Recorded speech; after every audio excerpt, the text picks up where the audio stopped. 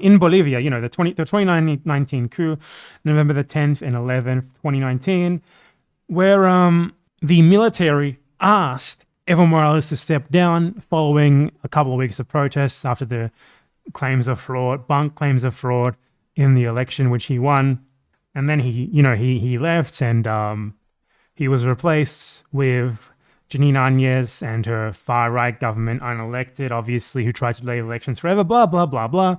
You guys know the story. Es todo un tema. So it turns out that the government of Mauricio Macri, president of Argentina at the time, like a right-wing sort of, I want to sell all of my country to the USA sort of government, generic sort of right-wing Latin American government. They define themselves by wanting to sell their entire country to the USA always. That's basically how they operate. So a letter was apparently discovered from I think it was the head of the Air Force in Bolivia, or at least someone from the high command of the Air Force, sending a letter to the Argentine embassy on the 13th of November, 2019, thanking them for a delivery of a bunch of munitions, including what I think were potentially lethal ammunition. It also, I'm not sure if it's lethal or not. It was shotgun shells.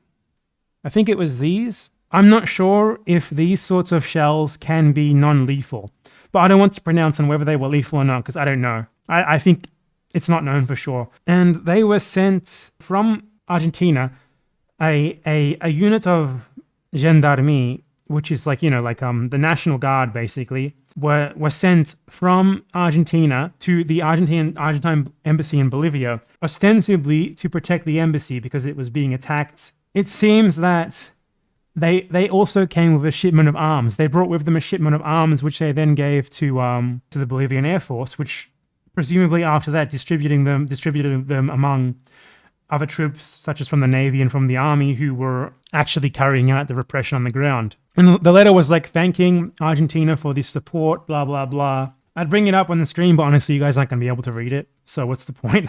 And then the accused former Air Force commander, who sent this letter, he claimed that it was a fraud, that his signature isn't the same on it, which honestly doesn't really matter. People sign their signature differently all the time. That's not a big deal. He also claimed that he resigned on the same day that the letter was sent, so it couldn't possibly have been him, which is also invalid as an excuse because he resigned about 10, 11 in the morning. So obviously he still had plenty of time to sign a letter. And obviously he didn't write the letter himself, right? It was probably some like administrative thing where he just signed off on a letter of thanks, like as sort of a typical government courtesy sort of thing, right? So there's still plenty of reason to believe that this is real, especially because the Air Force found a copy of this letter, or at least they claim to, It's difficult in a situation like this to get exact information, but I mean, there's one side saying, oh, it just isn't real. There's no way it's real. Just because I say so. And then we have the government of Bolivia. Now, obviously, the government of Bolivia isn't really an unbiased source on this matter. But I mean, what would they have to gain right now from just inventing a random story about a president who's been out of office for 2 years? Like, come on. Just randomly 2 years later, just like making up this bullshit. It doesn't make sense for them to do it. So I'm inclined to believe it, and at least until we can get more information. But they found a copy of the document in the Air Force archives. The Argentine embassy has an entry log from the Air Force messenger who delivered the message to them, okay, in the official log of entrances and exits. And there's also a digital log as well of this letter being delivered. So everything seems to be lining up. I think it's a bit far-fetched to say that this is some sort of intelligence op between Argentina and Bolivia, just inventing this. Because honestly, it's not even that big of a deal. This is what you would have expected. I would have expected this anyway. I mean, don't get me wrong, it's a terrible thing, but I think this is something that most people probably presumed had already happened, to be honest. The thing that really makes it significant for me is that literally the president of Bolivia tweeted it out and denounced Macri by name. Especially considering that Arce is, compared to Morales, he's usually like very calm and more moderate in his rhetoric. So I don't know. Just in general, I don't know. I'm obviously naturally inclined to believe this, but I don't see any reason not to believe it. The guy's lawyer's story doesn't add up, and they delivered these arms right before the Sencate and Sacaba massacres, right before the Bolivian government killed almost 30 people. These weapons, these bullets were probably used to repress those protests. It's shameful that the government of Argentina, even a right-wing government of Argentina, did something like that. Absolutely pathetic. 3 days after the fucking coup, they're immediately like, "Oh, you want some fucking weapons?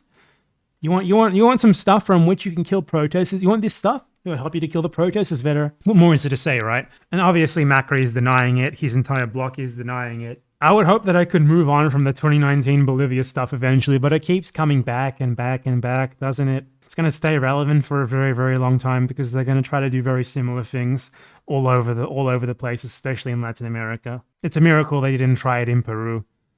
I guarantee you that if Castillo wins re-election, they might claim fraud and it might get international support just because he's actually the president, so it will actually be somewhat plausible for once.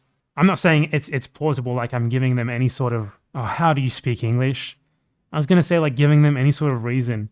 Dando la razón. I can't speak English anymore. Like I'm not conceding a single point to them, okay? I'm just saying like it's a lot easier to spin a fraud narrative when the people who supposedly, I almost said supuestamente, what is wrong with me? Who supposedly did the fraud. You know, obviously it's a lot easier to spin a fraud narrative when the people who supposedly did fraud it or at least have some sort of institutional power.